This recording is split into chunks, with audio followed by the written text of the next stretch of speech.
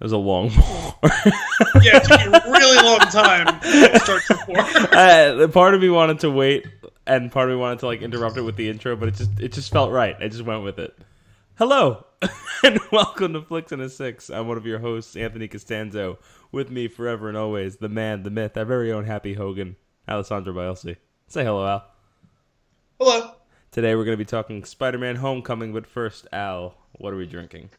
Quick aside there, I was kind of hoping you were going to choose, instead of Happy Hogan, I was hoping it was going to be the guy in the chair.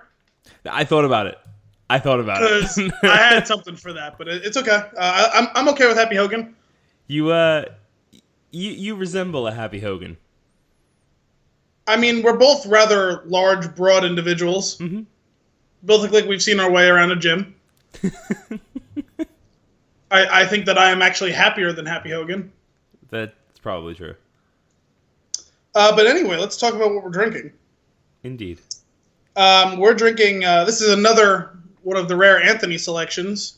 Our recent forays into picking beers that we can both find. It's not been good. There's a bit of a disconnect between mid-Jersey and New York. I mean, in some ways, not surprising. In other ways, very surprising. Yeah. So we're drinking Wells Banana Bread Beer, which of all the beers that we've tried to get, this is the one I expected the least likely to find. Why was it so easy to find? Well, it wasn't that easy. I did have to walk around for about 10 minutes to find it, but it was there. Fair. Literally 1 4-pack of bottles. So Wells Banana Bread Beer. It's from the UK. It says beer brewed with bananas. And it says on it, an inspired brew made with our own natural mineral water and fair trade bananas. Tempting... Does yours actually say an inspired brew? We're losing him. I said, does yours actually say an inspired brew? Yeah, it does, right on the bottle. Mine says an inspiring brew. We can't get the story straight. Sorry, I was... Combination of having to cough and thrown off by this word that's here that's not a real word, I think.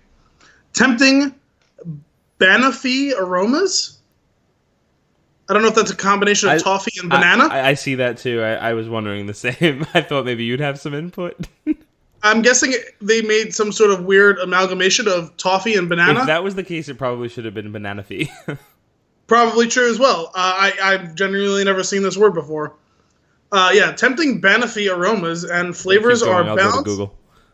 What? You keep going. I'll go to Google. You do that. Balanced by the silky richness of a masterful malt blend and the peppery spice of the freshest, ripest hops.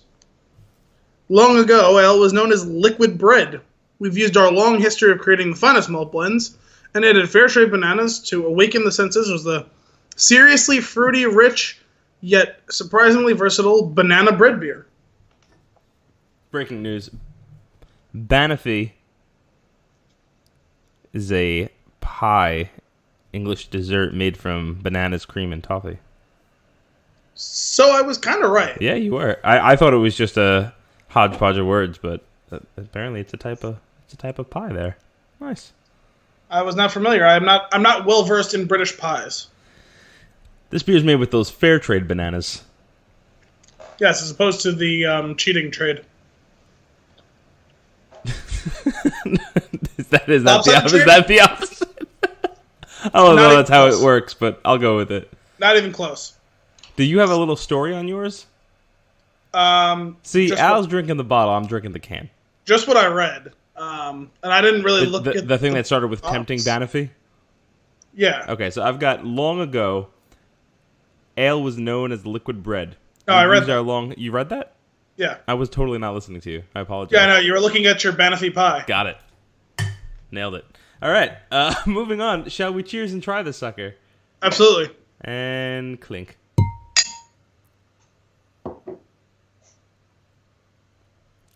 Oh, that's pure banana bread. It is pure banana bread. It's a return of fancy glass. Nice. Scary face. I like this one. I could have it like every once in a while and just one of them. It's too much like banana bread. Which was kind of what I was afraid of. Mm-hmm. as much as it's too much like banana bread, it's not as much like banana bread as I was afraid of. That's good. It's almost as if it was thicker, it would feel like banana bread batter. Yes, that's 100% true. And we dodged that bullet by like, I don't know, just a little bit of consistency there. I'm going to be honest. I grabbed 2 of them to drink during this session. At some point, I will quietly open another one to drink it. I have 2 more in the fridge. I will never buy this beer again. But I won't dump those out. I will drink them. It's not that bad, but I might have to give myself some distance before I do. Yeah. It's interesting. The only reason I suggested this was because it was what was in my fridge. I mean, that's a fair reason. And here we are. I mean, so you don't hate it. You don't love it by any means, but you don't hate it. I'm closer to hating it than loving it. You're closer to hate. I disagree. If you were closer to hating it than loving it, you wouldn't be tempted to finish the rest of them. Well, no, it was expensive, so I don't want to waste it. Take one of your brother's good beers and replace it with one of these. It was expensive, so I don't want to waste it. It's a quality beer, and like, if this is what you like, it's not a bad beer. I just don't like banana flavored things. I will eat bananas. Okay. I will eat banana bread, but I don't like liquid banana. What about Banafee? Never had. As my stumbling over that word would lend you to believe. I don't like bananas in smoothies. You know what I mean? Like it's not a thing that I do. I've never had like banana cream pie. Mm-hmm. Just not for me. Okay, fair. Had I known that going in, I wouldn't have been so adamant about drinking this one and not going to the store. To be fair, I probably wouldn't have made it to the store, so this works out really well for me. I mean, I did kind of half-heartedly protest it and say, I feel like I'm going to hate this beer. And then you just bought it anyway. And that's what friends are for. It seemed like you weren't going to get another co-host. It seemed like you weren't going to get another beer when we talked. Yeah, when I showed up. It really wasn't in the cards. I had just enough time to eat dinner and then run to the movie, which we were about to review, and then all the stores were closed. Yeah, I was like, you were like, well, I could go to the store that's farther away because they have better beers, and I was like, that wouldn't have worked out. I was like, I guess I'll find this fucking banana beer. Yeah, I wasn't gonna make it. Anyway, shall we get into our flick? Sure, why not? All right. Well, before we discuss Spider-Man, I need to discuss my experience with this theater that I went to. So I went to one of these Dolby cinemas with the crazy ass Atmos setup. So I was real excited going into this, and I was like, I've been researching Dolby Atmos a little bit, and I've been in one of those sound test rooms and heard it, and it was bananas. But I was really excited to see it was bananas. Just like this beer. I didn't even think of that. It's awesome. So going to this movie, when I saw these tickets online, I was like, "This is a thing. This is a thing at a theater near me." So I was like, "Hang on. Let's see if there's seats available." And there were, and they were in the third row, and I was like, this isn't going to be great, but whatever. It's like the only thing left, so let me pick them up. They were $17 a ticket. We're talking almost IMAX prices here. So I'm unclear. What exactly is special about the setup? I was unclear as well. I only knew about the sound. I knew about the speaker setup for Atmos. That was the only thing. It was also a large format screen. What's unique about the speakers? The speakers are insane. So the first thing you notice when you walk into this theater is if you look up, you can be crushed at any moment by one of these vibrating off the walls, which should be a legitimate concern after the movie starts, and it feels like they're vibrating off the walls. So like there's like these, like the walls are lined with like these gigantic, really tall, I mean, they're way above me, and I couldn't really gauge exactly how tall they were, but I would say they were probably about 5 feet tall, the speakers, with like tons of speakers in the cases with tons of speakers in them, and they like lined the walls. And then there was a row probably about like 10 feet in front of the screen on the ceiling of speakers that were pointed at you, like small ones, and then throughout the theater there were box speakers on the ceiling pointed down at you, and there were speakers in the back as well. So you actually have speakers legitimately all around you. So basically, you stepped in front of a firing squad of speakers. Yeah.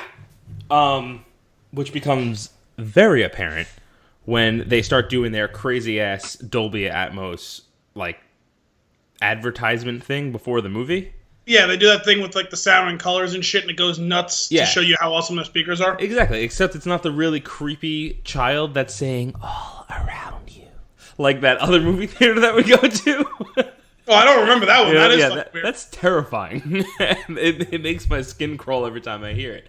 But this one, it was like just it looks like some stupid futuristic CG graphic thing. It's like folding cards. It was weird, and it was just making a shit ton of noise. That was the concept of it. And you hear it in like everywhere in the room. Like you can pinpoint it, and it's crazy how like it's like that's over there, and then when they whoosh around you, I don't know if there was an actual breeze from the force coming off of these speakers, but I felt like I was that. I don't know if you've ever seen that little illustration of the guy in the chair sitting back and his hair's being blown back. Yep. That I felt like that guy. And then they did the bass test, and the entire theater vibrated, and it was intense. And I was like, whoa, this is going to be crazy, especially when Spider-Man's swinging around my head. You gotta make sure you go see a Nolan movie there. Yeah. So we'll maybe you and I can go see Dunkirk there. That might be fun. If they have it, I don't know if it'll be optimized for that, or what will the case be. I'm thinking that like woof sound at the beginning of Dark Knight, or like the Inception burr. The only thing is, I think I would rather see a Nolan film on an IMAX screen because he shoots them for that most of the time. I think the visuals of his movies are more important to me than the sound. Sure. No discredit to Hans Zimmer. Love that man, as we've mentioned. But what struck me though, so like this intro to that, like I said, like the little demo that they do beforehand is crazy, and then it became immediately apparent, like as the movie started, that the movie is not. It says like maybe they optimized it. I think it said at the end was the word used for Dolby Atmos. Okay. But it's just like not properly recorded for this. Really? So after a while, it's just really loud. And it doesn't give me I was started to like, there were certain points in the movie where it had a pretty cool effect with the speakers, but the majority of the time it was just crazy loud. Like to the point where Kim sitting next to me has her fingers in her ears. Like it was intense, but not in a good way. And that's what bothered me. I feel like this is also, like I said, this is the first time I've seen one of these theaters, and it was the first movie that I've seen in one, so it could get better. If they could figure out a way to make it work and like work through the whole movie, I feel like it would be great, but this wasn't it. And even I was at the end, I was just like, shush, it's so loud. During the fight scenes, I was just like, good God. But that's my 2 cents on the Dolby Atmos theater for now. I will definitely check it out again. Not a fan of the $17 price point, but I wouldn't imagine so. It is what it is. I would have rather. I prefer, as of right now, I'd prefer if I had 3 options: standard, IMAX, or this thing. I would go IMAX. My experience was a little bit more mundane. I went with my sister. As I was walking in, I just happened to stumble upon 2 of my friends. Huh, nice. Jerks. And then we sat down and watched the movie. Jerks didn't invite you to the movie? No, well, they're kind of, I mean, I guess they're more like friend of a friend. Like, I don't have either the number, actually, now that I think about it. Okay. Friend, in quotes. Acquaintance plus. Got it. Oh, okay. Okay. I know those people. I got some of those. Like, it's friends that, like, Kevin and Caleb, like, live in a building that Kevin's parents own. Kevin and his girlfriend live on the bottom floor, and Caleb and his sister live in the middle floor, and this is Matt and his girlfriend Courtney who live on the top floor. Oh, okay. Separated by 1 floor. Yes. Friends plus. Acquaintance plus. Got it. On the verge of being friends. I hang out with them, but like it's because I'm hanging out with them, and they're also invited, and it's good. It's cool. Nice. They're cool people. So, what did you think of this movie? Also cool. I will give you the check-in, as I had mentioned that I would do on the last episode. This does not dethrone Baby Driver. But it is okay. a really pleasant movie to have seen within 1 week of seeing that masterpiece. I mean, yeah, I really enjoyed this movie. So, I thought it was very solid. Mm-hmm. I thought it was way better than both of the Garfield ones. Okay, fair. It was almost infinitely better than Spider-Man 3. Dude, everything's better than Spider-Man 3. No, Suicide Squad is not better than Spider-Man 3. You know what? It is. No. I beg to differ. I have watched Spider-Man 3 more times than I'd care to, and if you put the TV on in front of me and Suicide Squad and Spider-Man 3 are my only options, it would be Spider-Man 3 every single day of the week. No, I can't take emo Toby. I would try and make loud noises and close my eyes during that part. Other than that sequence, which is really painful to watch, I don't hate the rest of the movie. It's not good, but I don't hate it. Much like this beer, in your opinion. Yeah, I mean, basically Spider-Man 3 is this beer. Oh my god. What about the? I know the second Spider-Man movie is excellent. And I would agree with that. How and the does first this one hold was up a to good movie too. Yeah. How does this hold up? I mean, I would say that this one's better than that one. I don't know if it's better or worse than. Not that worse is really the word you want to use, because both this and Spider-Man 2 were really good. It's such a different experience. It's hard for me to compare them. That's fair. And also, I've seen this movie one time, and I've seen Spider-Man 2 like 20 times. Right. So, yeah, as of right now, I love this one. This one stands apart for me. I also think that he's the best Spider-Man that we've gotten. See, it's funny that you said that, because one of my notes here was Holland, ellipses, fun Sparker Man. Because he was fun as Peter Parker and as Spider-Man. Mm-hmm. Yep. He works as both. I mean, I liked Tobey Maguire as Spider-Man, especially in the first two. I never really thought that he was a lot of fun as either of them. Right. But I thought he was good at that. Oh, he's always crying.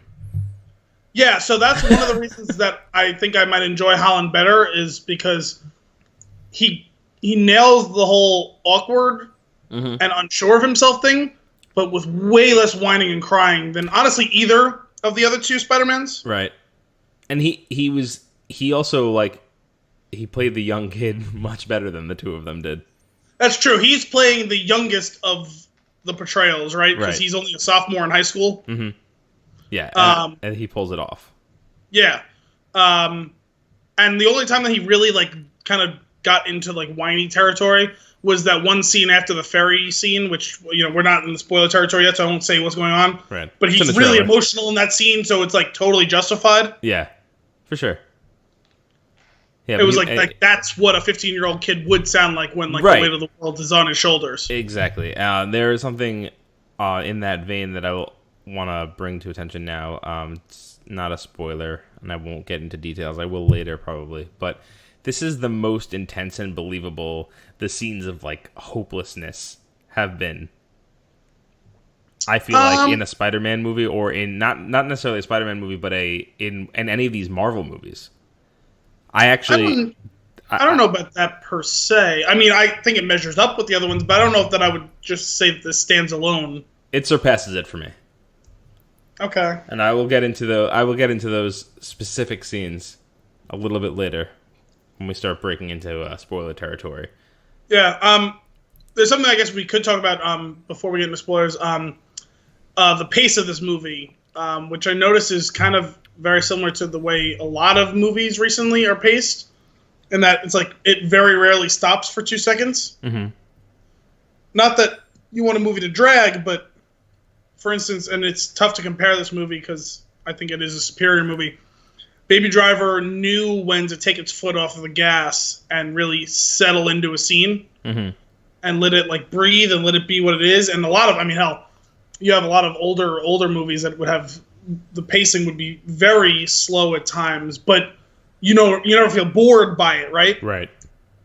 You don't see that in a lot of big budget movies anymore, I feel like. 'Cause I felt the same way I still feel the same way when I watch The Force Awakens. I really like that movie, but that after the first sequence with Rey on Jakku, that movie never stops moving. Right. I never feel like you can just get into the situation that's going on. There's always something new that's happening. They're always traveling somewhere new. I never felt like I could really settle and sinking my teeth into something that's going on. That's a good point. I felt that way about this movie a lot too. I didn't think of it in those. I noticed something, but I didn't have anything until you put it towards. That is spot on. The movie doesn't stop. Yeah, which can be fun. But for this type of movie, I guess eliminating the whole origin story thing, like that's where you'll get that more. I think. Mm-hmm. But and thank God they did. Yeah, no, it was smart. That was a really smart design choice. Like, we've seen it twice in the last 17 years. We've seen it a million times in the Marvel Universe and in DC. Not that they're responsible for that. We've seen it a whole bunch of times. We know how, even if you don't read the comics, you know how Peter Parker became Spider-Man. Right. You don't need it. Exactly. Yeah, you can skip all that, and in that you would probably get if you do that part of the story, you probably would get all of those. Like you would get like the slowdowns in a bit where you kind of get in touch with the character a little bit. Yeah. But yeah, this movie doesn't have that. It is definitely one thing after another for 2 hours straight. Like it is boom, boom, boom. And that's why like a movie like this and a movie like The Force Awakens, it doesn't feel like the 2 hours because it's constantly moving. And but you're exhausted at the end. Kind of sometimes, yeah, because it's like almost pure adrenaline. I can do that. And I don't necessarily completely hate it, but there's like every once in a while you're just like, oh wait, hang on a second, like I kind of wanted to see more of what was going on over there. You know what I mean? Right. It doesn't have to be every scene, but like I want to see it at choice moments. Mm-hmm. I'm trying to skip around. I have some things that I want to go over here, but I'm trying to skip around and see where we can go before getting into spoiler territory. I've got at least one more thing to go here. Michael Keaton's performance, and we can get into this without getting into specifics. I like Michael Keaton a lot.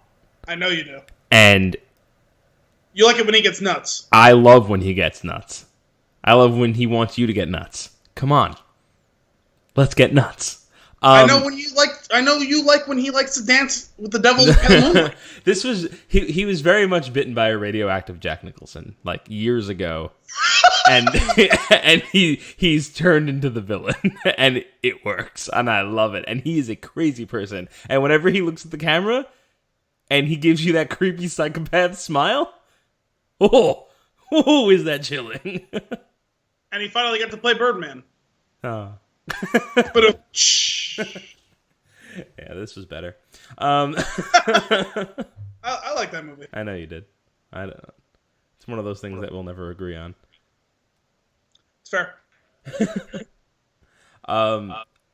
Is there anything you want to touch on before we stop holding back?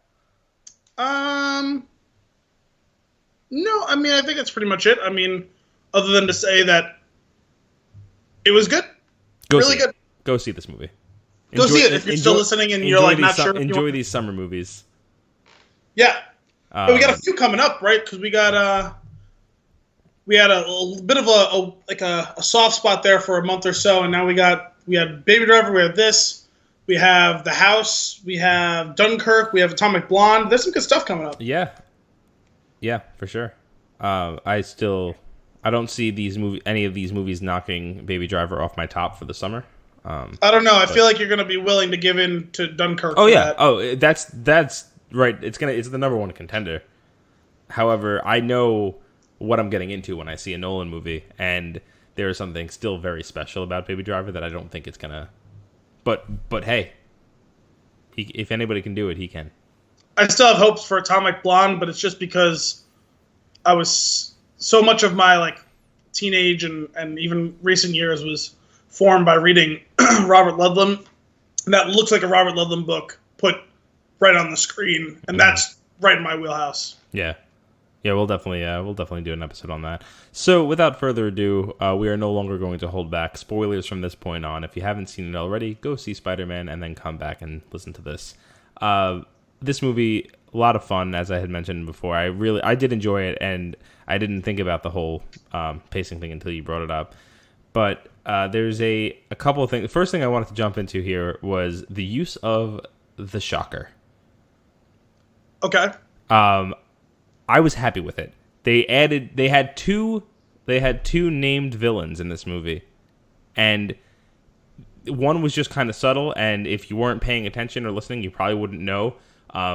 If you're not me and didn't realize the color of the guy's sleeves, it's funny because I didn't notice that until a little bit later in the movie. Mm-hmm. Part of it is because technically there was two shockers. Yeah. And if you look at IMDb, they are credited as Shocker 1 and Shocker 2. Uh-huh. And Bokeem Woodbine was Shocker 2 and probably closer to what Shocker was, and he was the one wearing the yellow flannel. The other guy had it on too. Did he? Yeah, those were the dampeners, I believe. I didn't notice it, but I just know that, like, I was thinking about it, like, I was like, I wonder if they're going to set him up to use him. Is he going to split off and be in another one going forward? And that was before the second Shocker really settled into doing it, and I was like, right. Okay, I guess he is going to be this one. And there was one scene eventually I was like, oh, cool, he does have the yellow sleeves on. Like, yeah. I just thought it was really subtle and really cool to have that in there. And I think that was the right way to do it, too, because you can't carry a big-budget movie like this with the Shocker. No. He needs to be a henchman like that. So, I mean, like, whether they bring him back and make him have a quote-unquote more, like, realistic costume or something like that. I don't think he died, right? I think he was just... Yeah, he just kind of got webbed up at the end there. He webbed him up, right? Yeah. Hard to say if he was ever actually taken into custody or anything. We don't know. Yeah, I think they stuck him to a bus, didn't they? Yeah, that was it. So if the cops didn't come within 2 hours, free to go. That's true. They said that about you the are free to go. Yeah. So this movie starts out with something I thought was really fun. The intro music to these Marvel and Avenger movies and all members of the Avengers, it all has the same kind of intro song going on when they do the Marvel logo. And they did that exact tone with the Spider-Man theme. And I like that they had the old school Spider-Man theme. Loved it.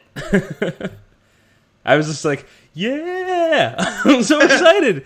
And then another awesome thing, the beginning of this movie starts off with the villain. Yes. I dig it. Which made sense because it kind of gave you a good framing of what's to come and why this all is going on. And the whole idea of Tony keep telling him to stay on the ground, stay at the street level, and we see what impact the Avengers has on the street level people. Right. Because that's what the idea of the 4 Marvel, I guess it's 5 or 6 Marvel shows now on Netflix with like Daredevil and all of them, the Defenders. There's the whole idea of, what's it like for the everyday person, in a New York City where aliens have blown up half the city and the Avengers exist. The incident, yeah. This one gave us a more close look because a lot of that, they just kind of reference it here and there. And here we see the actual aftermath. We see the Chitauri corpses and stuff like that. Yeah. And we see all the stuff being reclaimed and how real people were affected by that. Yeah, it was a cool way to do it. I liked it. Do you feel like there was anything missing with the character development for Vulture, though? See, it's funny because I accidentally clicked on your note thing before we went on. Mm-hmm. And I saw that was like one of the top things you have up there. Yeah. I actually thought he was an interesting character. I thought it was understandable how and why this happens. The guy's livelihood was ruined, and he decides that he's gonna kind of say fuck you to everyone else. That he was tired of getting like stomped on. I mean, even it was a little bit heavy-handed, but that conversation they have between them being fired and before the fast forward when he says, or it was one of his crew says, Stark and his friends, ruined the city, and then he gets hired to take care of it. He goes, it's the same old, BS, basically saying how it was all rigged and everything like that. Right.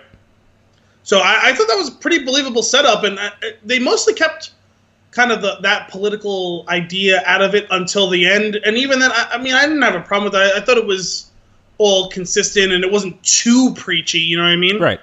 Yeah, I have it actually. I do have it listed on my notes, but I have it listed as a question. Like, was there a lack of character development for the Vulture? And I don't think there was. I thought it was handled pretty well, similar to what you're saying there. Like, I actually think we get a lot in that intro scene from the minute that he strikes the guy, because he says something to him, and he actually is protective of his guys. He seems like in the beginning of the movie, he seems like a cool dude. He seems like a really cool boss. And relatable and understandable. Yeah, and then and he turns, and you see okay, when he punches that guy, you're like, okay, so this guy is he is at the edge of snapping. There's been a lot going on, and then we move 8 years down the road. So that he's gotten to the point where he has he's ready to snap / has snapped. Now let's jump forward, knowing that. Yeah, and I think that's really cool. Yeah, and they took a show don't tell approach, which to me that makes sense for this, because if you want a place where this movie would have bogged down into one scene and it wouldn't have been in a good way, that would be it. Where it's him coming home from work every day because I'm flipping burgers or something because my old career doesn't work and blah blah blah, and God, it's just so hard. No, it's, hey, this is hard on us. And then they said, well, sorry, there's nothing you can do. Take it up with our superiors. And you get them saying, well, fuck your superiors and fuck our superiors. We're getting ours. And then it's fast forward, and this is what getting ours looks like 8 years later. Right. I don't have a problem with that, because you can fill in the gaps there. You know what happened. It was, handled well. Surprisingly. Sometimes I feel less is more. Yeah, I feel like in a lot of cases, though, they won't give you a reason to understand where the bad guy's coming from if they do that skip, but the way that they handled that intro scene, I feel like they hooked you up. Yeah, no, you're right. Like, sometimes you will get movies like that where it's like the villains are kind of like, oh yeah, we weren't treated great or whatever, and it's like what do you mean you weren't treated great? A lot of people aren't treated great. Like, you saw it, they showed it to you, then they moved on. They got exactly what they needed to get done. It was like a paragon of efficiency, you know what I mean? Yeah. They didn't have to be more because they did a good job of telling it to you in the time they allotted. Really cool. Really interestingly done. Now then, after we get that, we get the intro, and then we get those first scenes of the Vulture, or soon to be Vulture. We jump into this really awesome segment of Peter Parker filming his experience with Tony Stark, and I thought that was great. I was cracking up the entire time, especially when you start to realize, oh my God, they're going right into the scenes of Civil War, and it's like those scenes are happening in the background, and this is just a different angle with the camera, and it's him, and he's filming himself, and I thought it was so funny, especially when he's talking to the camera, and you hear Underoos in the background. He's like, oh, that's my cue. Like, I loved it. I was hysterical. Yeah, I mean, there was a couple of moments where I was like, this threatens to get too campy, but it never actually got there for me. I enjoyed it, too. I thought it was funny, and it was an interesting way to reframe it for you, you know what I mean? Yeah. That was a lot of fun. I noticed at that point, I was like, ah, damn, like I haven't watched Civil War with Kim yet, so she doesn't actually know where these scenes are coming from, but she enjoyed it, too. That's funny, because I went to see it with my sister, and she was asking me coming in, like, so what's the deal, like, with this one, like, now that they're doing it again? And I was like, you didn't see Civil War, right? She's like, no. I said, okay, well, like, the quick, like, synopsis is Tony found him, he figured it out, Tony was, like, his idol. He comes home one day, and he's just there with Aunt May. He says, hey, you won the Stark internship, or the Stark scholarship, or whatever. And he's like, what do you mean? He goes, yeah, let's go talk about it in your room. And he says, I know you're Spider-Man. No time to fuck around. Let's go kick some ass. Right. And then he goes and fights in the Civil War thing. And she goes, oh, that's all I need to know. And then they show that scene, and anything that she didn't know, like, that fills you in on the blanks. Yeah, for sure. That's funny. Before I forget about this, one thing that I thought was kind of funny was the really forced product placement of Star Wars Lego toys. And it was just, I wasn't upset. I just thought it was silly. I mean, I didn't feel it was forced because, like, that's totally a thing that they would do. Yeah. It was forced, though. I mean, I don't know. I mean, it felt natural to me because it's nerdy kids who love science and sci-fi and shit. You know what I mean? Yeah. Well, I'm saying like using like building Lego Death Star, cool. Saying something like that, fine. But then I believe Ned's his friend's name, right? Yeah. I'm pretty sure he says like specifically like Lego Star Wars Emperor Palpatine. Like, just stop. I guess I didn't really catch that. I was just thinking from the perspective of him saying, "Hey, I'm coming over after school for us to build the Death Star Lego thing," and I was like, "Oh yeah, like, that's a thing that they would do." Right. Ned was fun. Yeah, And he was a silly character. funny. He was. I think he works because he's way more relatable than what's his name. And it doesn't matter what iteration you're talking about, but Harry Osborn. He's just more relatable and more fun. Yeah. So this is an interesting. I mean, I don't know if that's a character that's drawn from actual comics or not. Right. I'm not sure either. I'm not familiar. I'm familiar enough with old Spider-Man comics to know it. But that was he was fun. I love the scenes where they're in the room and he's got the mask on and he's just talking to him. And they were doing like the montage, right? Where like they keep moving around the room and like first he's wearing the mask, then there's no one wearing the mask, and then Ned's wearing the mask. And like this is exactly what would happen if two 14-year-olds, like one of them was Spider-Man and had this crazy suit. Like they'd be joking around with each other and have this thing on. It's so funny. Yeah, it was funny because I was wondering, are we gonna get a scene where he's wearing the whole suit, like, and something bad happens, or like he's struggling to get in it or something like that? And I remembered the fact that it's like, I don't know what it is, like that it's vacuum like suctioned sealed onto his body. Because the first time he puts, like, to watch him put it on, when he's in that alleyway, my sister's like, "What the fuck is wrong with this suit?" Because it's like crazy baggy, and then he slaps his chest and it gets like ziplocked to him. That's really funny that you say that, because Kim was like, "That's way too big." But I like that little feature. The Ziploc suit.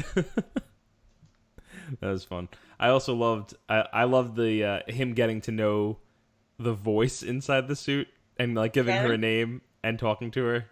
Karen / suit lady? Yeah, suit lady. What kills me, there's a lot of great comedy in this movie. And that scene where he's stuck in the warehouse and he's talking to her and he's doing the training program and he's laying down. He's like, how long has it been? 37 minutes. What? And he starts freaking out. You got to get me out of here. Oh, it's great. He's jumping rope on the web. He's throwing web grenades, all these different things. Like, so funny. I also, another great comedic scene when she's like advanced combat mode. And he's like, "Would you like to activate it?" He's like, "Sure." And she goes, "Instant kill activated." Whoa, whoa, whoa, whoa. No. Turn that off. And that came back later, too, because he's like, activate the combat mode. And she goes, "Would you like to go to instant kill mode?" And he goes, "No, what is it with you and instant kills?" Don't bring it up. I do love Karen egging him on, like, you should tell Liz, that you're Spider-Man. You should tell Liz how you feel. And then he saves her at the elevator. This is the optimal time to kiss her. Yeah. Go for it. So funny. We should touch back on the whole trailer thing, because I had mentioned that there was too much going on in the trailers for this movie. Yes. And one specific scene is like, we think this badass scene is going to be of him on the Washington Monument jumping over the helicopter. Yep. And it very much was, and I still don't think that needed to be in there, but in typical Marvel fashion, that wasn't the only piece of it. And it did get much better from that point on. Yeah. But they do a good job. It's funny because I didn't have a problem with that one. The problem I had was with the ferry. Yeah. And even that scene, if I knew it was going to happen, which is kind of upsetting, because I think that would be a really cool concept to unveil to you watching the movie.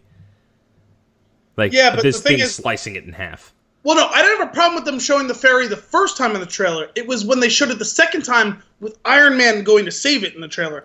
Right. That was the problem I had. They did not need to re-edit that to show Iron Man. That needed to be shown first time, real time in the movie. Yeah. The Washington Monument thing I don't have a problem with because it's an opportunity to show him slow motion jump over the helicopter. And I do agree it was cool how they played with the expectation where it's like, oh, there's a functional reason why this all is going to happen. Mm-hmm. And like it was cool because as they're setting that scene up, and now you know what the stakes are, why he's climbing the Washington Monument.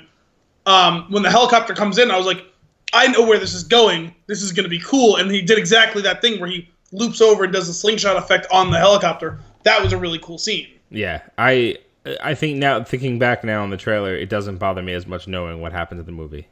I'm glad there was more to it. But now that I have the goggles of hatred for trailers off, it was cool that they showed you the little web wings on him. Because that's a fun thing to get excited about, because we haven't seen that in a movie yet. At least I don't remember seeing that in a movie yet. No, none of the other ones did that. And it's a pretty classic like icon from an old cover of Spider-Man with him having those web wings. So it was fun to see that, and not overused. It was used, I think, 2, maybe 3 times. It was used with the helicopter. Mm-hmm. It was used with the ferry for sure. Right, when he soars onto it. I think that was it. Yeah. And yeah, it was either that or maybe there was one more. But yeah, no, that's not overused. That was fun. Yeah, that was cool. I like that. Getting into some of those crazy ass action scenes.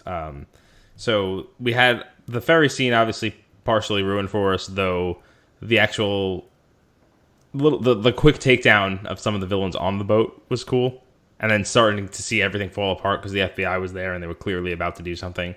Like he really does screw up by being there and doing this.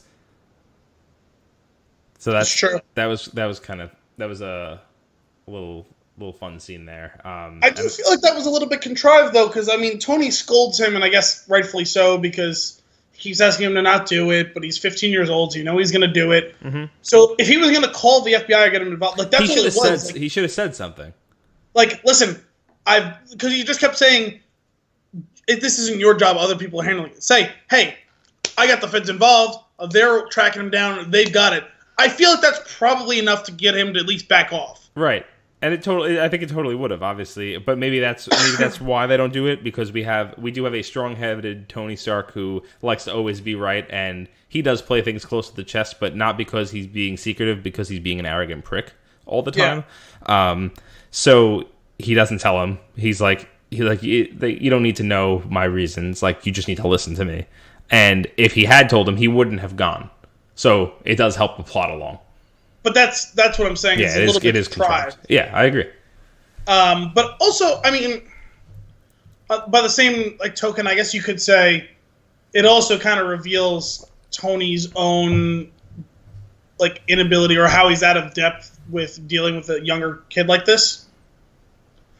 Because he says, I mean, it's obliquely you can make that connection, because he says a couple times, I was trying to be a better father than my father was, or, I was trying to make sure you were better than I was, and, I'm totally become my father now, or whatever.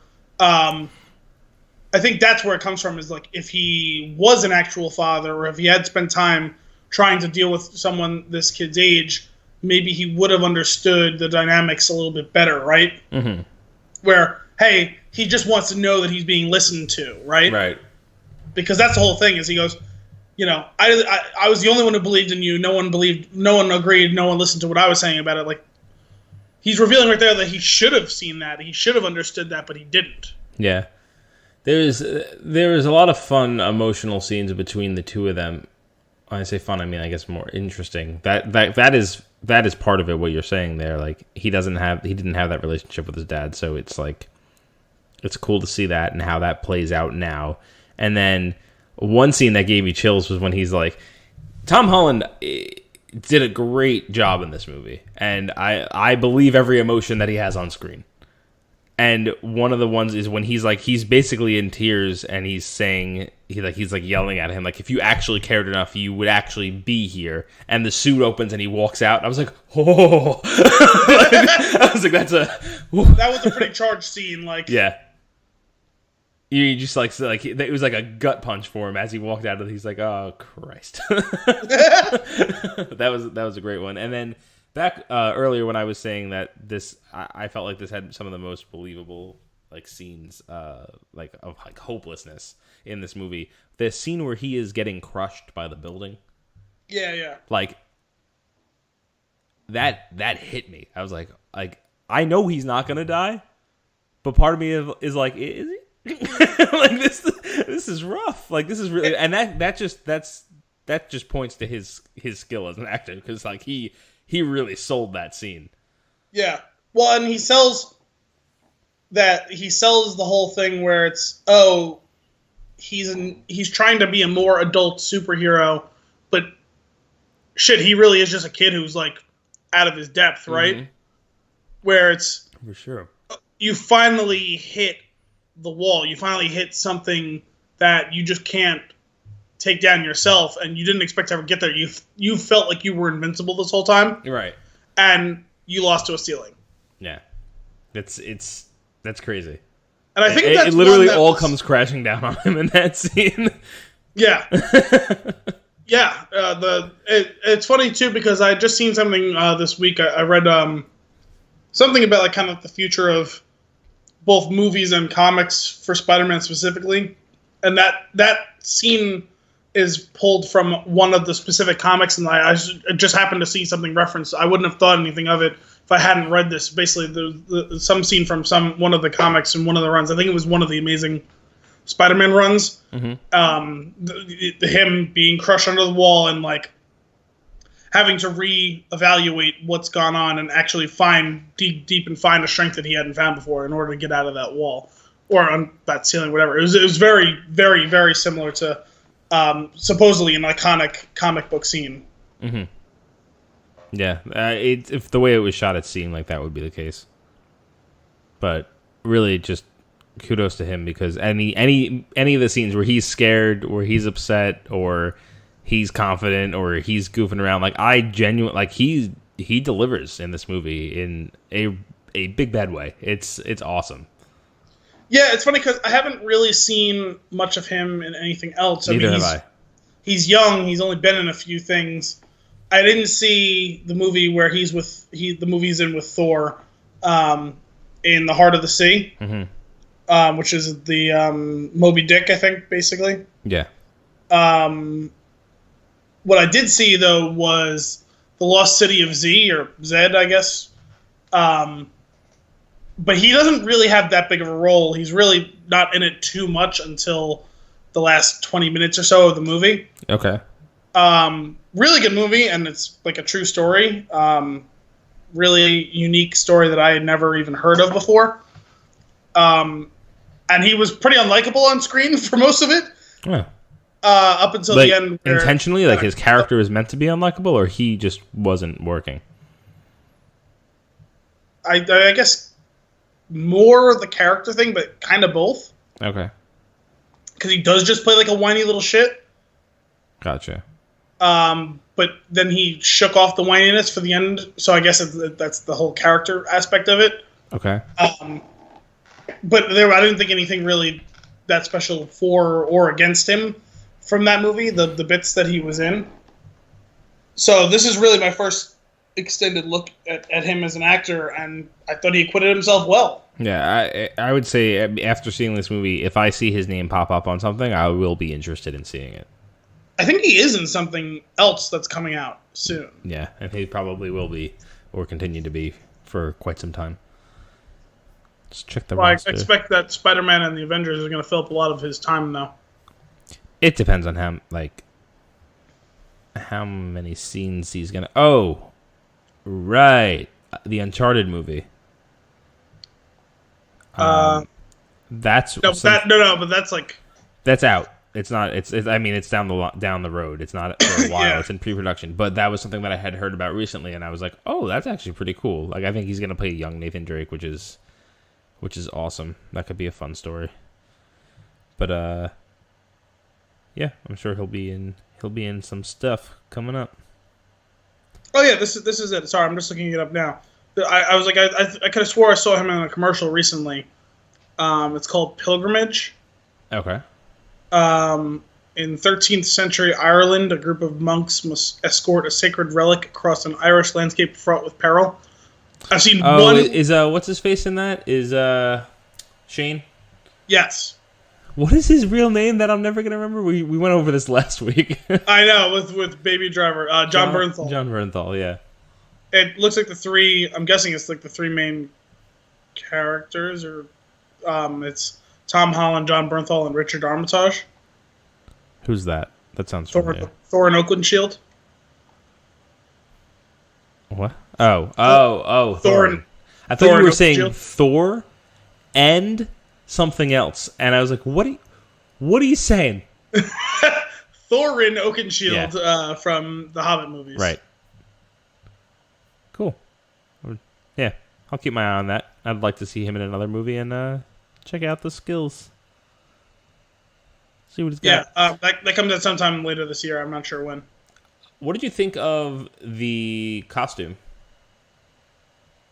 I thought it was cool. I know a lot of people make a really big deal about what all of these costumes look like, and specifically Spider-Man is one of the top ones that they all really kind of make probably too big of a deal about. As long as it looks cool, I don't really care because I am not reverent to the source material. Mm-hmm. But I liked it. I thought it was cool. We got a cool look at what I guess he'll be wearing in Infinity War at the very end of the movie. Right. Which, while we're on it, I guess this does... I had no idea Gwyneth Paltrow was going to be in it at all. Oh, neither did I. So that was a cool little thing that she popped up at the end, because it seemed like... And the way they kind of made a joke about it in Ultron, it seemed like Natalie Portman and Gwyneth Paltrow were both going to be completely done, never coming back to the series again. I expect that her showing up like that means she's going to be back at some point. Right, in some capacity. Yeah, that's cool. Another Ultron thing from the movie when he grabs he's going through the piles of trash from the attack, and he I think it's either Ultron's head or it's like one of his robots that he corrupted's heads, and he's like, oh cool, and he just drops it. I was like, that's great. Yeah. Just like thud, done. Like we are past that. Oh, wait, was that Happy when they were doing the moving out thing? It was Tom Holland. It was Spider-Man inside of in the crate when it's on its way to the facility. Oh yeah, getting stored. But back to the costumes real quick though. I thought his costume was cool. I really enjoyed the emoting eyes. I thought that was a really cool touch. Yeah, that was cool. I also loved when they malfunctioned. That was really funny. It was a really subtle scene, and he scares the crap out of the little girls. I think that was hilarious. Yes, yes. The suit that he's about to give him at the end of the movie does seem a little over the top and ridiculous, but honestly, I've always been a fan of those Spider-Man video games growing up, and unlocking all the suits that you can wear. So it was like unlocking a suit in a game for me, and it was really fun. Well, not only that, but it looked like a cross between a Spider-Man suit and an Iron Man suit. Oh yeah, exactly. Because it was metallic. Right. It's probably bulletproof or something. And if he's going to be in Infinity War, maybe that he needs that sort of upgrade. You know what I mean? Right. I think so. But the last but not least, his hodgepodge of a suit, like his sweatshirt goggle thing that he made, is fantastic. That was the best part. That was the best part of the movie that he made in the beginning. Was Happy coming in and seeing him, and then he gets suited up, and he's wearing that, and he goes, "What the hell are you wearing?" Go to your box or something. That's mine. He goes, "Where's the case? What case? The case. How you didn't lose the case, did you?" He goes, "Go in there." And he goes, "You mean the closet?" And he goes, "Oh, okay. I guess there's a lot more to this hotel room." This room is so much bigger than I thought it was. Yeah. And even better than all that was when he's after the fight and he's sitting in the room and he's narrating the whole thing, and Happy just walks in and he backflips over the bed. Hey, what's going on? And he was going, "The walls are really thin." Oh my god, I loved that. That whole opening was beautiful. But I really enjoyed that handmade suit that he had. What did you think of Donald Glover's character? I mean, there wasn't much of it. Strange.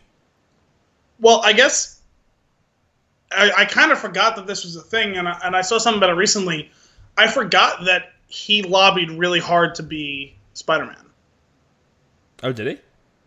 I think so. I think he wanted to play Miles Morales. Gotcha. But he's playing, so his character, looking at the name in the credits, I don't think they mentioned his name in the movie. He's Aaron Davis. Yeah, so he's the uncle of Miles Morales. Oh, is that who that is? Yeah, that's what I looked that up before we started here. I just figured it was a name. I didn't know. So there's the link to the character, at least.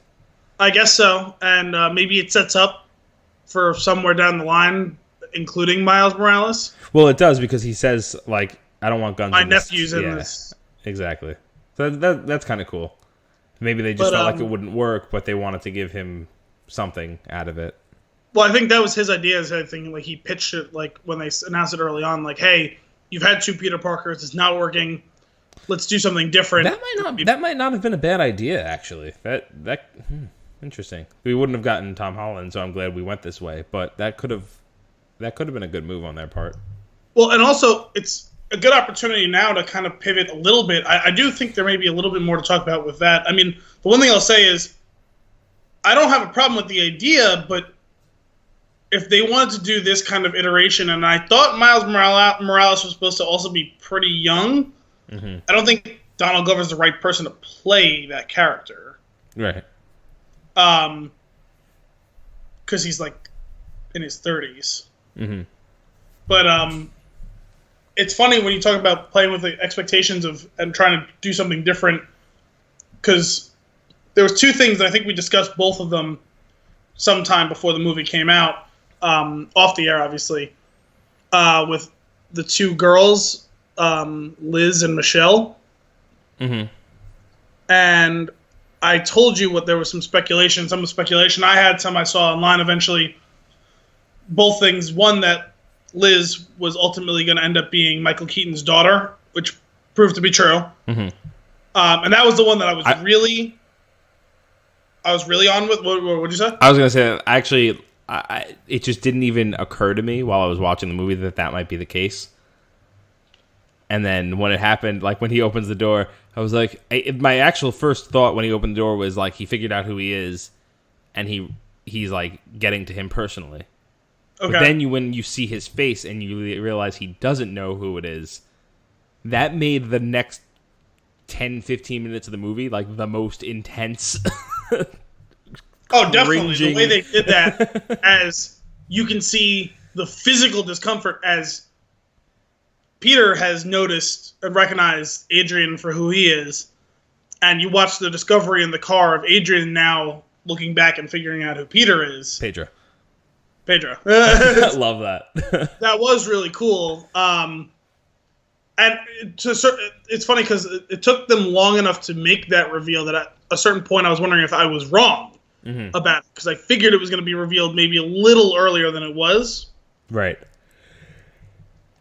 And there was that, and then there was revealing that Michelle, the Zendaya character, wants to be known as MJ. Yeah, that was cool. Because of the speculation when she was cast is that she would be Mary Jane, and the disgusting outcry against that, like, a black girl can't be Mary Jane Watson. It's like, at this point, again, we've seen it all, we've done it all, and we've all played with all these expectations.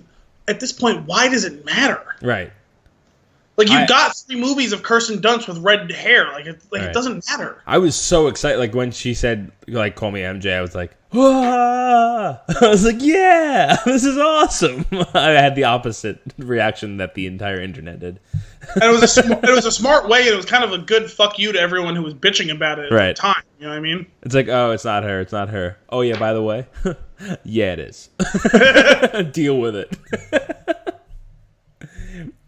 It's like 2 hours into the movie of a 2 hour and 1 minute movie. And it's like, oh, by the way, you like the movie, right? That's MJ. Well, we didn't even like get to this. I'm surprised. What do you think about Aunt May figuring out at the end of the first movie that he's Spider-Man? I loved it. I loved the way they did it. Oh, yeah, it was cool. It was hilarious. Cut it off and that's how you do a cliffhanger. Yeah. That was fun. Yeah. Great, too, because they cut... Twice they tried to throw in the F word in the movie and they cut it off. Yeah. First one, in a fucking Spider-Man movie, they have a game of fuck, marry, kill. Yeah. And she says That F, was marry, funny. kill. Yeah. And That then was they have great. another, at the very last line of the movie, her screaming, what the fuck? And it cuts at the end of the F. Yeah. I love that. Peter knows Spider-Man. Dude. He's like, is it crazy being this famous and nobody knowing that it's you? Yeah. We should tell everybody, right? No. And he goes, I should tell everybody. That was so funny. What did you think of the Captain America cameos?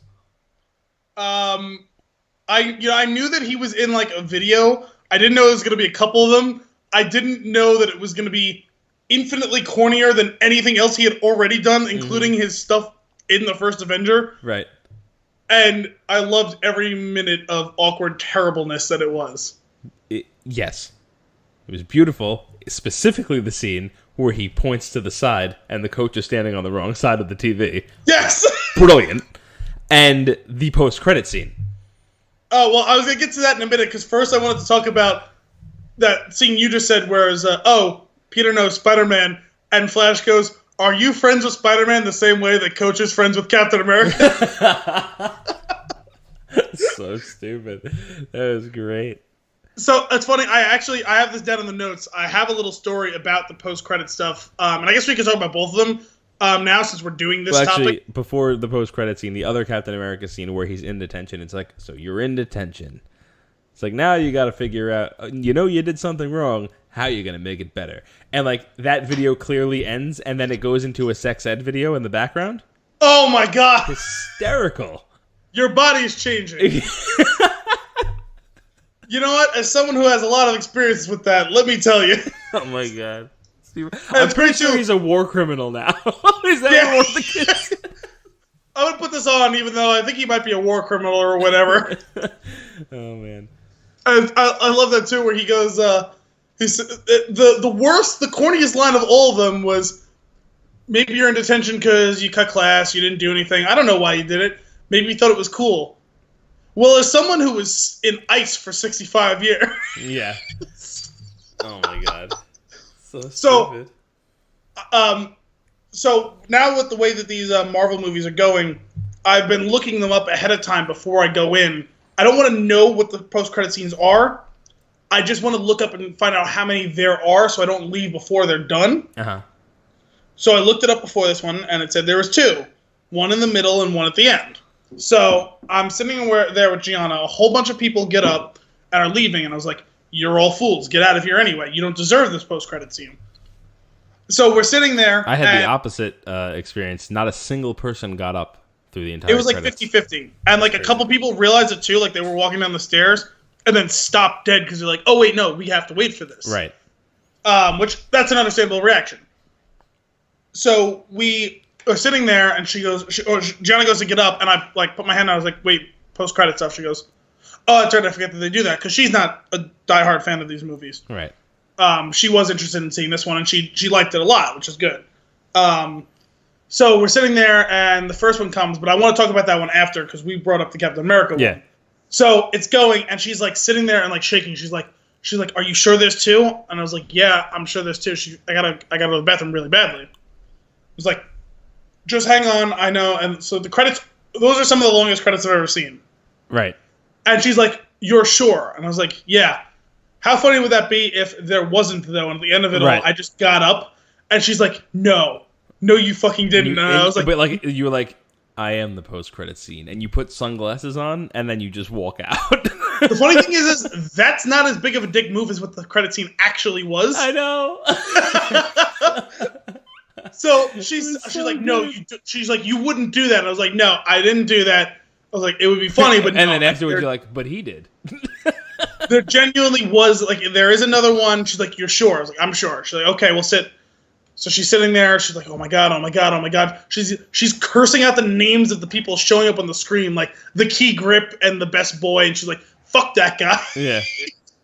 So it finally gets to the end, and he goes, so by now you've probably learned the idea about patience. And she got it right away. She got up and started walking away. She knew what was coming. And I wanted to applaud her. Like, good job. Great job for identifying that we all just got trolled. Because she's like, did you know? I was like, I had no idea. I just looked up that there were two. I did not see what they were. I saw that one of them had to do with Captain America, but I did not see what it was. I love it. Really was great. I was like, I'm sorry, I really didn't, like, I would not have, like, made you sit through that if I knew that's what it was. I would have just looked it up. And she goes, that was so annoying, and I'm so mad, but it was funny. Hysterical. The whole theater was laughing.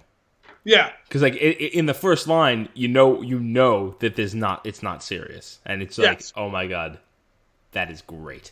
I love that they're comfortable enough to do that to the audience. Yeah, I mean, you can't pull off that sort of fuck you all the time, but that was a good one. Mm-hmm. And it works really well with this, like, charming, funny, serious, and then a lot of times not serious, high school drama movie. Yeah. It works so well. So much fun, this movie. Yeah. So I do want to talk a little bit about the first one as well. Sure. Because a couple of things. One, I know you watched Breaking Bad. Do you watch Better Call Saul? Yeah. So you recognize Michael Mando from the second that he was on the ferry. Yeah. Yeah, same thing. I was in the same thing. I was like, ooh, this guy's a great bad guy. Love him. Well, that was great because like they showed him like looking at him with his like spy gear. Yeah. And I was like, I know that face. Yeah. That's Nacho. And then they zoom in and actually show his face. I was like, I was right. That is Nacho.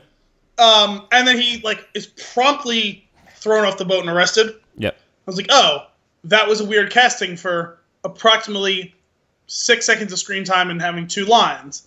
And then they show the thing at the end. I was wondering, I was like, oh, maybe there'll be more to him eventually or something, or maybe not, whatever. Like, I don't know. Maybe it's just some sort of favor for favor type of thing.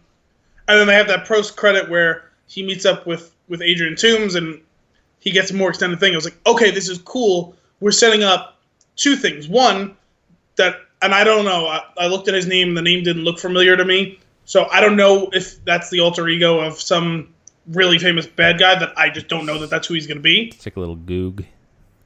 I was planning on looking it up at some point, but I didn't look it up yet.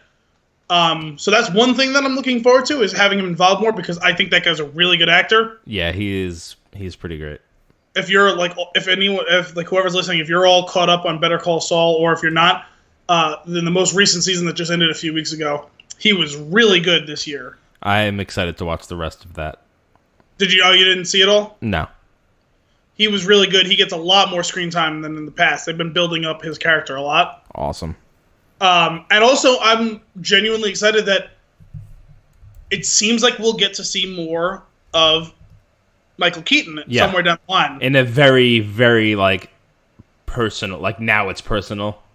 Which, yeah, because Gianna's like, it's weird. She goes, that was funny that he didn't say it. I guess he wanted his own revenge. It's like, that's exactly what it is. Like, yeah, sure, he could use this guy and get it taken care of, but it's like, nope, fuck you, it's personal. I'm coming out there and I'm going to get you. He is the Scorpion. Really? Okay. Yeah. That's a Spider-Man villain I'm aware of. Yeah. I did not know that was his alter ego, though. That's about as much information as I can give you at this minute. So that's cool. That's something to look forward to. Yeah, so yeah, they're setting it up. That's awesome. I like that. Great. You have anything else you want to touch on? Oh, yeah. I mean, I didn't think we were done. I didn't know if you wanted to talk about Keaton specifically anymore or not now that we've gotten past the wall of spoilers. Yeah, not really other than I love him. I think he's great. He's so much fun to see on screen, especially when he's going nuts. Yeah.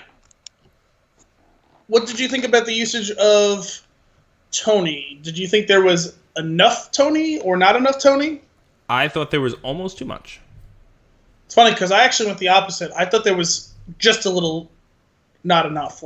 Yeah. I thought there was plenty. Any more, I feel like it takes more away from the movie being a Spider-Man movie. I know that you run the risk of having him overwhelm what was going on, and we did get some good moments. We got him doing the shock and awe, and we got some funny things with him. But I actually thought that they could have given us a little bit more. I don't know. I'm glad there wasn't any more of him. I really do feel like it would have started to saturate it and become another Civil War Avengers movie. Honestly, I could have used one scene with him actually spending some more time with Aunt May and seeing where that goes. That could be funny. Because that could have been a little thing that could have just been a 2 or 3 minute thing, you know what I mean? Yeah. And I do love that right in the beginning when they're doing let's come up with an alibi video for you, and he says, hey there, Aunt May, I hope you're doing well and wearing something skimpy. Yeah. Oh, okay, that's inappropriate, okay. You can just edit this later, right? And I love that they did that as, like, they carried that through the movie, where, like, 3 or 4 times, like, people were, like, hitting on her or, like, complimenting her. No, this is silly. When they went to the Thai restaurant and the guy brings up they go, you're whatever, you're larb or whatever. Was it not larb enough for you? How many times do I have to say larb? I think he larbs you. I larb you. I think he larbs you. That's so stupid. As many times as I saw it in the trailer, I absolutely adore the scene where he reaches over to open the door. And, and Peter Parker hugs him. No, not a hug. We're not there yet. Did he use that actual line in the trailer? I don't remember. It's like cut at the beginning and end of it. It's like just getting the door for you. But he's like, no, not there yet. I really like that line. Yeah. I don't remember him saying that in the trailer, and that got me. Oh no, we're not there yet. Yeah, so silly. Oh man, I really did. I loved the scenes of him learning the different things of the suit, like the different web configurations and all that stuff, and like it was super dangerous as he was learning them, which is really funny. There's a lot of legit danger in this movie. Like everything could kill him easily. Yeah, an unfortunate amount of baptism by fire. But I was just realizing.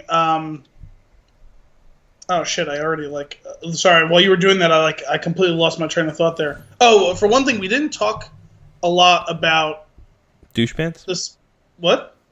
No, well, wasn't sure if you were gonna go with Flash there. Whoever referred to as douche pants. No. We didn't talk a lot about the actual action scenes in this movie, really. Oh yeah, there's actually something big that I wanted to talk about there. Good, thank you for bringing that up. The crazy ass scene with the plane. That is a stealth, Tony Stark stealth configuration there with the mirrors and all that. Stealth cargo. I loved that he's climbing over the camera at one point, and he's just projected on the top of the plane as a gigantic Spider-Man. Yes. The attention to detail in that scene was spot on. And then that scene was just sensory overload when they're fighting and the things are malfunctioning and it's a goddamn laser light show in the sky. I was like, hurts my eyes. And then the Dolby Atmos kicked in and I was like, it hurts my ears. What did you say? I said, and Happy's watching it from the tower. Yeah, oh, that was a great scene too. He's just like, the plane is just careening down. Oh my god. Now, 2 things. 1, I should not see that plane, and 2, I should not see it crashing. Right. Just on fire. Yeah, I thought there was some cool action scenes in this. I thought there were some cool looking like fight scenes of like the kind of the choreography of all of it. And I know a lot of they made a specific choice with this iteration of Spider-Man. A lot of times it's not him. They don't do a lot of practical effects. Mm-hmm. It's a lot of CGI and everything, but it looked cool and it looked good for most of it. There was a couple times where it was a little bit clunky, where you could see this is 100% computer animation. Yeah. It's to be expected in something as crazy as this, I feel. Okay, I mean... It's just the thought of one more thing with when he's... In the beginning, when he's like going through the city after school and he's helping people out and doing things. Those scenes were pretty fun, especially the one where he stops the guy on the bike and then he just leaves a note on the bike. I love that. And he's calling Happy and asking him every day, like, hey, is there something that I need to do? Like, all this stuff.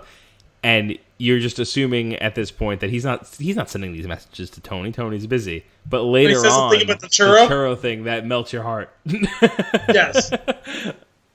As it's breaking his. Oh yeah. But that's another great scene. Yeah, and there was a lot of cool stuff with that, like the climbing, the acrobatics, the swing down into the ground, onto the roof of that building because he misjudges the length. Oh yeah. Beautiful. I'm okay. He just yeah, shouts that's out right. There's no one even watching, and he's just waving around going, I'm okay.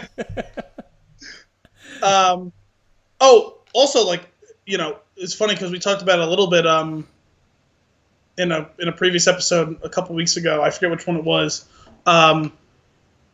What's his name? Zero from Grand Budapest. Him playing Flash, of all people. Mm-hmm. That was a big surprise to me. I had no idea he was in this movie. I loved when he took his car. Oh, yeah. That was great. This is real justice served. I loved it. Well, it's just funny to see that guy playing, like, as different of a character as he could have from his role in Grand Budapest. Yeah. Where he was mostly kind of meek, he was competent, but, he only kind of really snapped, like, when, like, things really got to him. And in this, he's just a douche, start to finish. And you always expect Flash to be, like, the big, tough jock, and he's just not that guy. Mm-hmm. It's more verbal abuse than anything else. Yeah. It's so silly. The P.P. Parker, he had them chanting as a DJ. Penis Parker. When he's a DJ, though, and I was like, this guy is such a douche, and then he's a DJ, I'm like, you're such a douche. Yeah, that's what I'm saying. DJ Flash. So lame. That sequence with him at the party, he goes, hey Ned, I'm sorry, should I come back? No, I don't think you should do it. Listen, and he puts the phone up. Penis Park. His hat in that scene was great as well. Oh yeah, the hat gives me confidence. I know I saw again another scene that I saw in the trailer, but still enjoyed in this is when he's climbing. It's actually way funnier in the movie because he's climbing in through the window, slowly climbs to his bedroom door, gently puts the web on it and brings it closer, silently lands on the ground and clicks the door closed, and then turns around and Ned just drops the Death Star. It's so great. It's so comical. That and another. There's like I said earlier, like there's great comedic scenes peppered throughout this movie, and I'm trying to remember his name. I'm trying to look him up right now. The guy that plays the teacher that brings them on the class trip. The guy from Silicon Valley? Yeah. It's Martin something. Yes. Martin what? Martin.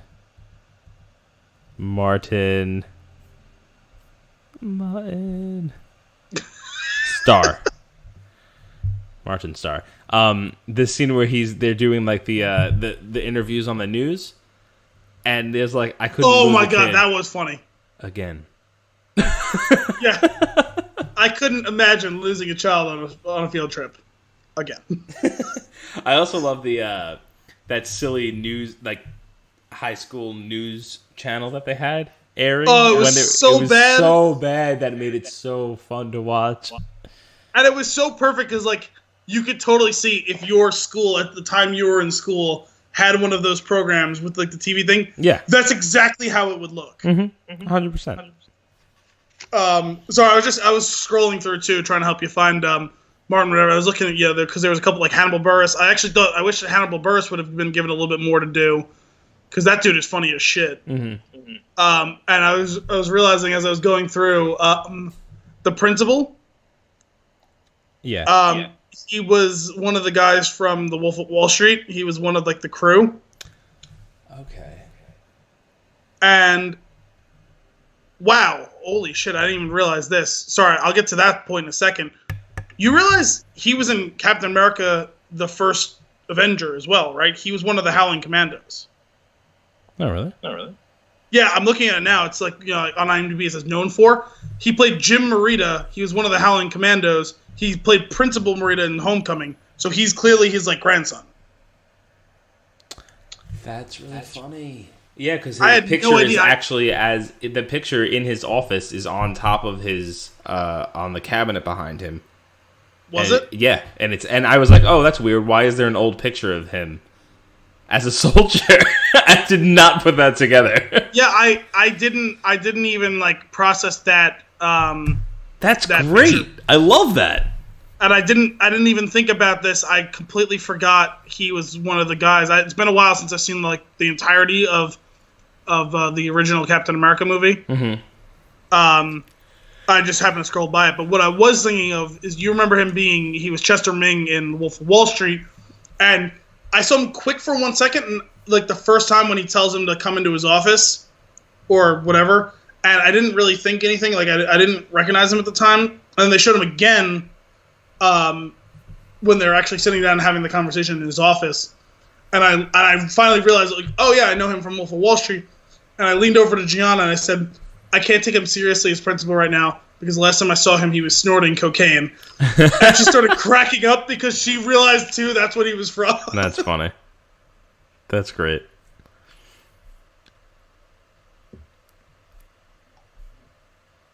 I feel like I was going to tell you one more thing. Something else popped into my head while you were doing that, and then you blew my mind with the whole fact that he was in Captain America, and it's the same. It's like he's clearly playing a distant relative. I love that. That is awesome. That is cool. What a great find. I'll give him a lot of credit. That is really cool.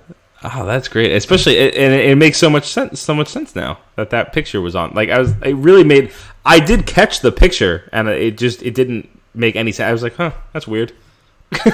It's funny because if I had seen the picture, I would have made that connection earlier. I feel like because I remember him now, like that there was an Asian guy in the thing, like that. That's who it was. I just completely, I didn't get it then, and I didn't see the picture. That I feel like that probably would have like jarred that into my memory. Right. One last for me. Really funny scene. When they're all waving to Peter through the window. And MJ looks like she's excited, and she's waving, and then she just gives him the finger. Beautiful. Yep. Just, mwah. Perfect accent. Yep, it was excellent. Oh, man. I'm happy with it. I really enjoyed it. I will be seeing it again. Yeah, and I hope that they bring back the same director next time around. Yeah. I like when they do that sort of thing with these movies. I feel like they should keep that sort of continuity because the guys that they've gotten who've done a good job should stick around and keep doing a good job. Yeah. I feel like what you would get out of another movie with him is I feel like he may figure out that pacing concern that you brought up. It wasn't even necessarily like a bad thing or like that it upset me. It's just something I'm noticing is becoming a big trend with a lot of these, and it leaves me a little unsettled. Just feels like we're rushing, and it's like, I enjoy this, like, don't rush me through it. It's like if you sat down to like a really great steak dinner in the city and like your waiter like kept looking at their watch every time they came to you. It's like, I'm enjoying the shit out of this steak, let me savor it. You know what I mean? Right. Yeah. I it would be, like you said, it'd be cool. I would hope that the same person who is able to direct it would be fun, because it would keep the same flow and feel that this one has, which it was definitely a fun movie, and I'd like to see where they can go with the second one. And this is another guy who's really never directed hardly anything. He directed one feature-length movie, I think, before this. It was and there's a smaller movie with Kevin Bacon called Cop Car. Okay. I vaguely remember that movie was a thing, but I did not see it. I don't know anything about it. Right. Yeah. Yeah, it looks like that was really the only big piece that he's done. That's cool. Good for him. Good job. Good job, John Watts. I appreciate you and what you've done for us. All right, man. Any closing thoughts? No, I think that's good for me. I think we nailed this all down pretty well. Sweet. All right. Well, that's it for this week's Flix in the Six. Check out Spinchoon.com to catch a new episode every Monday and a new article every Thursday. If you want to keep the conversation going, you can reach us at The Spinchoon on Twitter and Facebook, or email thespinchoon@gmail.com. Thanks for tuning in.